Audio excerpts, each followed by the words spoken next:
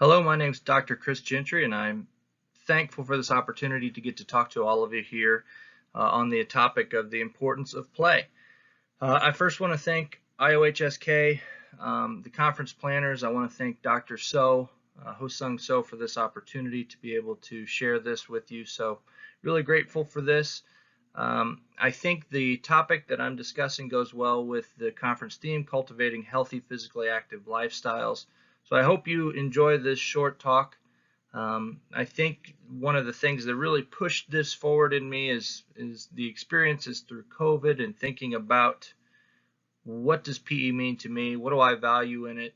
The fun, the social, just the experience of being in that movement environment. So again, I hope you enjoy this talk. So what's the purpose of this presentation? To discuss play, define it, discuss what play might look like in our classes and beyond, discuss its value and purpose within and beyond physical education, and finally, to perhaps challenge you to examine your teaching and consider the process. For me, it's also important to tell you why I chose this topic. As I had mentioned before, I had this COVID thought during the whole time we were locked down and we're not face-to-face in physical education. Is this an opportunity for PE to reset, or perhaps just get rid of some of the stigmas and some of the things that we might not like or might not value about physical education in certain schools, in certain settings? And if it is an opportunity to reset, if so, how? Another reason why I chose this topic after COVID, when I got back to the CAPERD conference, California Association of Health, Physical Education, Recreation, and Dance conference that I always attend in California, I sat and I talked with one of the excellent PE teachers in the state there, Nate Babcock, and he really pushes this idea of play, and he's challenged me to think about this. One of the things that I've heard him say is, we are trying to make players, and we are trying to make the world a playground. Sounds like a pretty good idea to me. And finally, Baby B. And who is Baby B, and why am I calling him Baby B? Right now, my wife and I have this awesome experience where we have a foster child in our home, and he has been incredible and amazing. And for this period of time that we've had him, I've gotten to think about this even more, this thought of play, and what is the value of play, as I get to play with him every day and see the world through kind of his lens and how he learns and how play is a huge part of that. So for these three reasons here is why I chose this topic. We're going to go further into that COVID thought and some of the research that I did during COVID.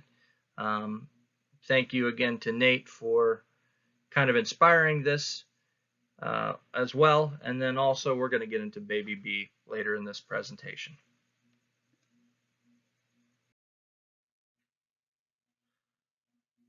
So a recent PE history in California.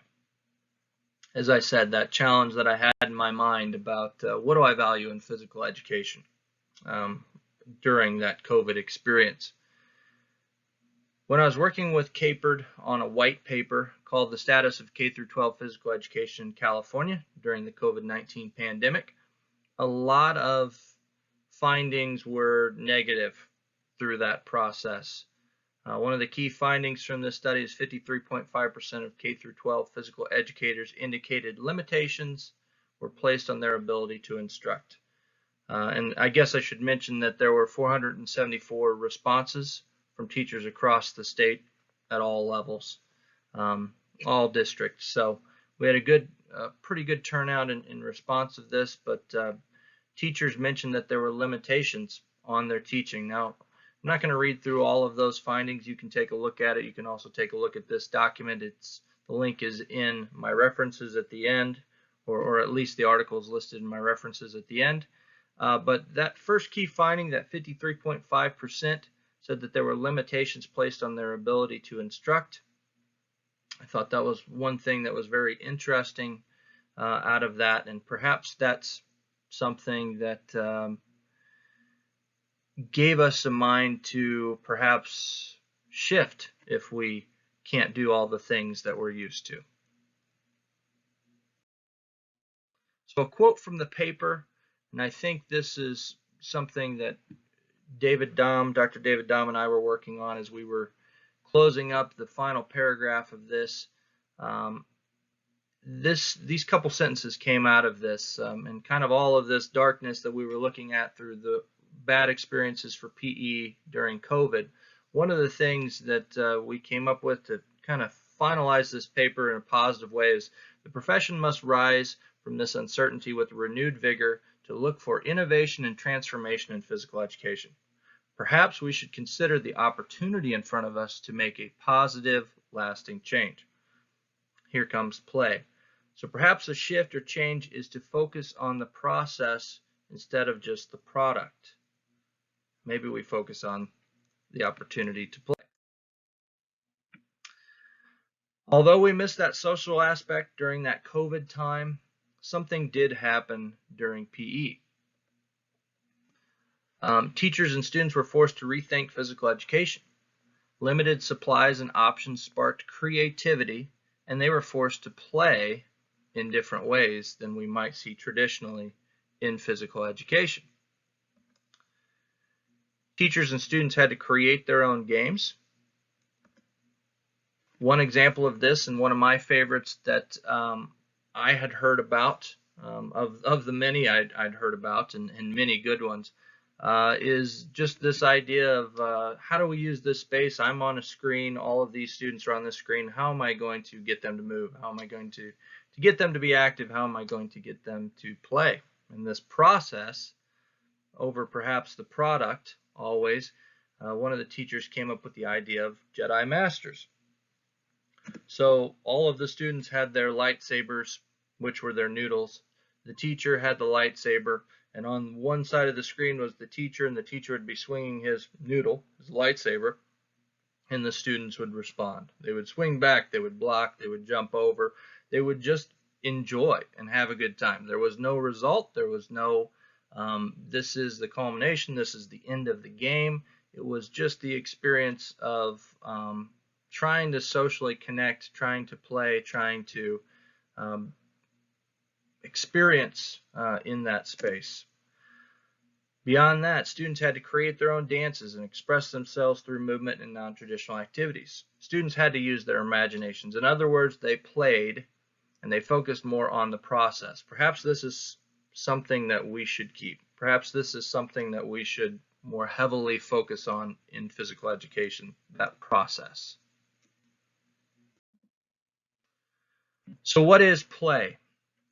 Dictionary.com had a few definitions. I don't know that I love them. There might be some good things to pull out. But one of the things I think we'll discover when we look at play is it's at times maybe a hard thing to define. Dictionary.com said to exercise or employ oneself in diversion, amusement, or recreation. Interesting definition. I don't know that play always has to be a diversion from other things, right? Play can be just for the experience of it. Another definition from dictionary.com, to do something in sport that is not to be taken seriously. Interesting. Scott G. Eberly, the former editor of the American Journal of Play, yes, there is an American Journal of Play, describes play as a process and not a thing. Interesting, that word process. That's one of the things that I've held on to throughout this. And Austere, I'm sure I pronounced that wrong, the Early Childhood Curriculum Framework, which this is used in Ireland, defines play as a way of doing things and lists several characteristics of play. Play can be active. Play is adventurous, right? We're experiencing different things. We're challenging ourselves. It's a safe place sometimes to fail when you're playing. It's communicative, right? So we're sharing with others at times in play. It's enjoyable. It's involved. Sorry for blocking the screen there. What we're missing is it's meaningful. It can be meaningful. It's social. It's symbolic, right? So experiencing ideas, feelings, right? Roles. It's therapeutic, and many times it is voluntary.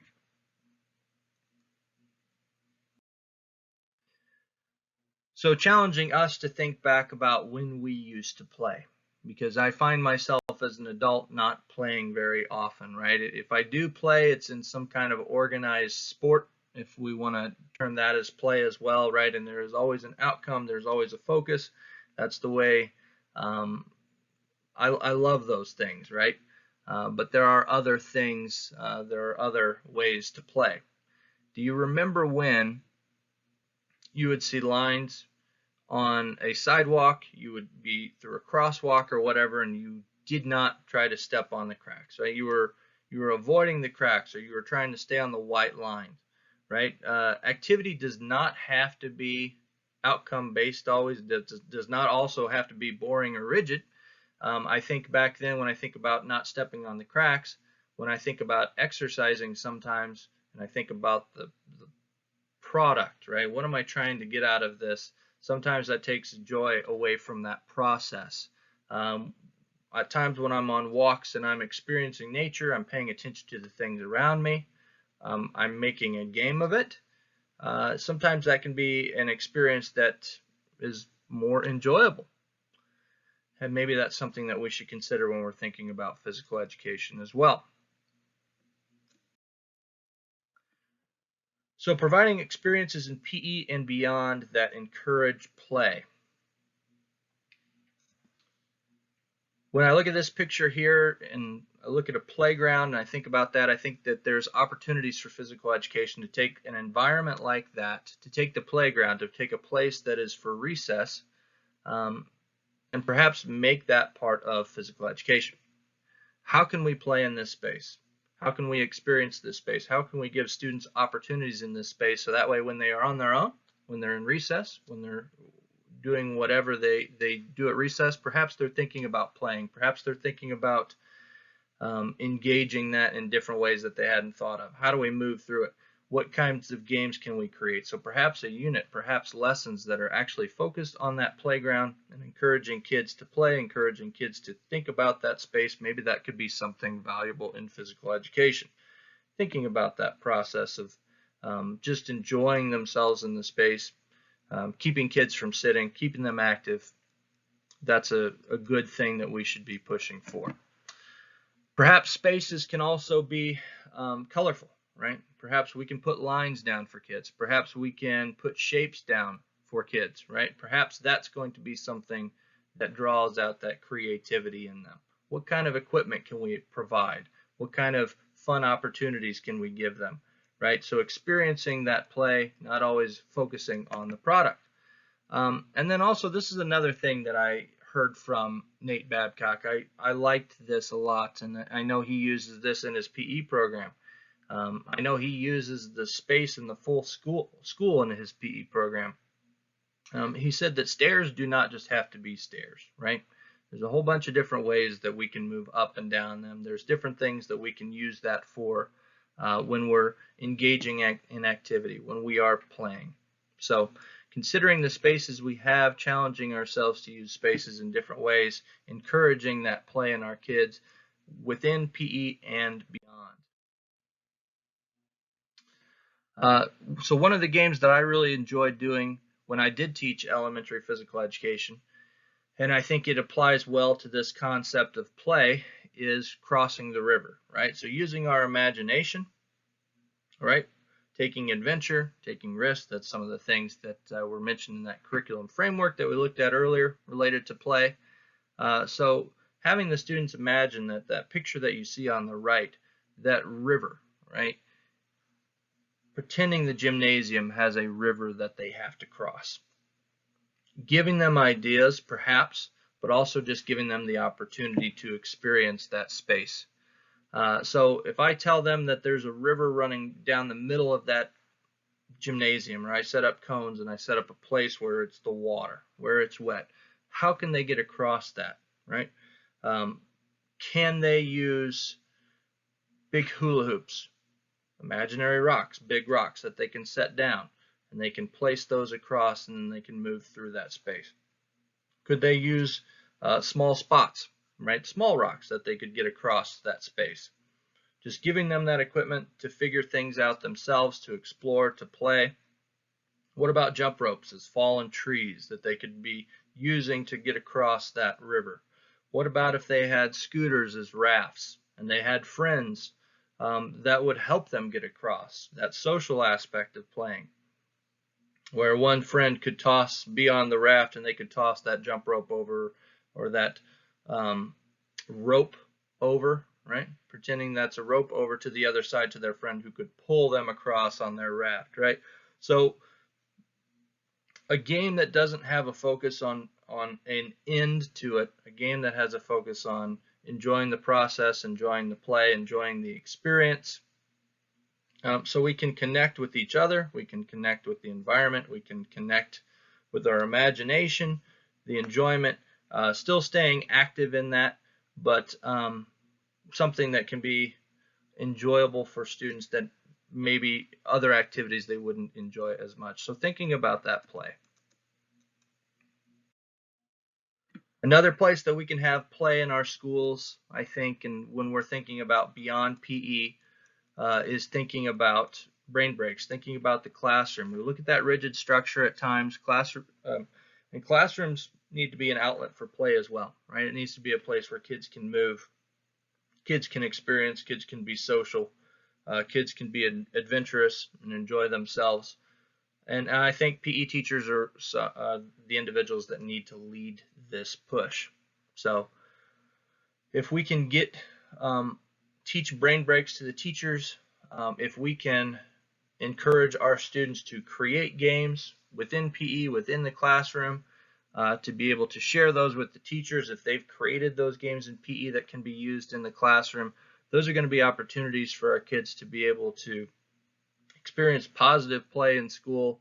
And then we also know the benefits of that. If they have the opportunities to get those breaks from the activities that they're doing, to be able to get that opportunity to play, it's going to help them when they're engaging in that learning that they're doing in the classroom, which play is learning at times, right?